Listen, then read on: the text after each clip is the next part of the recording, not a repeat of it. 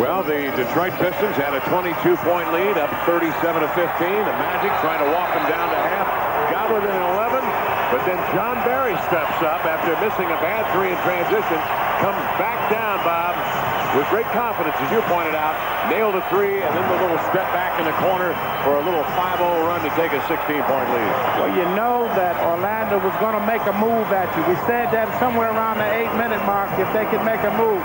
Detroit kind of sat back, made some mistakes, let Orlando make their run, and then boom, they step up. John Barry giving them great production just when they needed it. You see him react very much to it. So Orlando will bring it up. Pistons with a 13th foul. Magic already over the limit. McGrady sways right, cuts left into the lane, explodes to the rim and lays it in with a gorgeous slashing left-hander. McGrady with 10 points. And great concentration at the finish. All you can see is his eyes looking into the hoop. Barry now with it. Over to Hamilton, curling off the screen. Hops into the paint. Nice lean in, hoping to get the call. Then ties up Garrett, check for the rebound, and squirts free. And there's Curry to grab it in front of his own bench.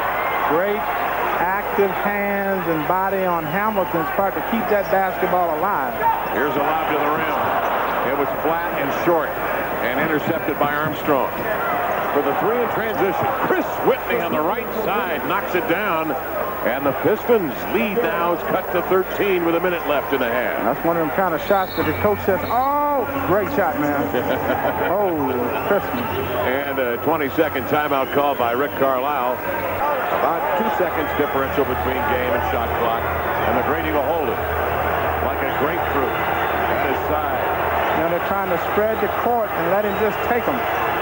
Now Armstrong will bring his man over there. Barry on McGrady. They switch it, and McGrady will give it off to Garrett. Check at the buzzer. Missed the shot. Rebound by McGrady. Tipped up and in at the buzzer. Shot clock buzzer. It sounded as you heard, but the ball was off the rim and it was free. And McGrady, with a great second effort, tipped it in. The bucket will count upon further review by the officials.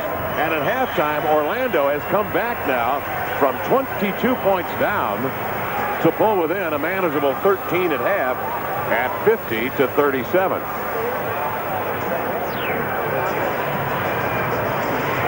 Garrett check with a three, and watch McGrady explode. Left hand, right hand. Like those old tip drills we used to use in high school. Well, that is exactly that, but and with mannequins, because none of the Pistons were moving on the place. Broomsticks. He used to throw broomsticks at you. Man. So 9 of 10 points in the paint. Detroit 20 and Orlando 16. Second chance points. Detroit 10 and Orlando 7. Hamilton leading the way with 16 points. Let's send it down to the floor, and Andre Aldridge before we get started here with his third quarter. All right, thanks a lot, Kevin. Over here behind the Orlando Magic bench, and one of the questions Doc Rivers had coming into this game was that he had questions about his team. He said because we're young, after each and every victory, you know, we're a different team. We aren't a team like Detroit that knows what it's about, knows it's about defense, knows it's one thing or the other. He was upset with his team for being afraid to take shots early in the game, really getting on Jock Vaughn and Gordon Gierczek.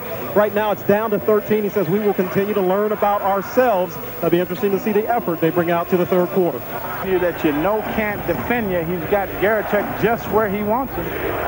Pistons by 13. McGrady, a tough three, drilled it. Man, he had Curry draped all over him, and he still knocks down a three to pull Orlando within 10. And Curry talking to him saying, man, I have my hand all in your eyes. How'd you do it? McGrady, 15 points and 7 rebounds tonight. See, I think he's got to take that shot versus try to make that pass, personally.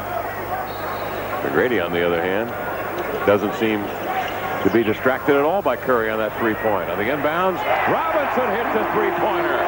They had 4 to shoot, and Robinson only needed about a second as he let it fly and drilled it straight away. Pistons by 13. And do something that's only been done twice in history. There's a lot of pressure there on the team that's leading. And again, you don't want to be complacent thinking I can go back home and do it at home. McGrady outside for the jump shot, so McGrady is finding a nice rhythm. And he has pulled his ball club to within 13. Fifth grade, he was 17 points. Just turning and letting it go. See, that's what they want him to do. you know, you want him to be satisfied with shooting the jumper, even though you know he can make it, because when he starts to take it to the hoop, other people get involved in the offense. So, you know what? That's the best of the two poisons right there. And you can't armbar a man up above the free throw line. Change made the rules about 3 years ago. Got to stay off of him, as Wallace does now on McGrady.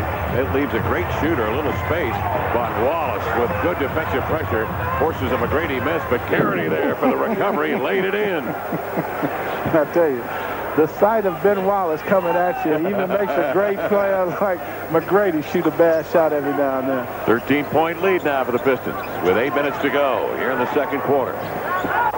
Wallace dribbles over to Billups, swings it over to Curry. Right sideline, drives and kicks. Billups steps out of three, up and short. Garicek with a rebound. That was kind of a wasted opportunity with McGrady falling on the floor. All Curry had to do, I think, is just elevate and take it to the hoop.